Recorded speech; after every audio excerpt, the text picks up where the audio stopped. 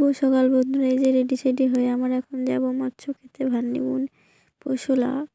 আর বন্ধুরা এই যে তোমাদের দাদাভাই আমার মেয়ে ছেলে সব চলে এসে আমি এসেছি তার সাথে।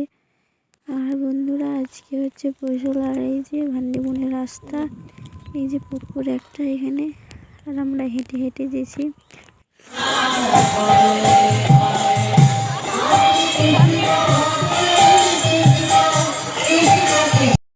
এই যে বন্ধুরা আমরা প্রসাদ খেতে বসে গেছি, আর আমার মেয়ে মুখটা কেমন হয়ে গিয়েছে একবারে। আর এদিকে আমার বর আর আমার ছেলেকে নিয়ে আছে, আর এইদিকে আমার পাতা পেয়ে গিয়েছি। আর প্রচুর লোক হয়েছে, সবাই প্রসাদ খেতে এসেছে। আর প্রসাদে ছিল কুমড়োর তরকারি, টক আর পায়েস। আর এই যে আমাদেরকে সব দিয়ে দিয়েছে, আমাদের এদিন খাবো।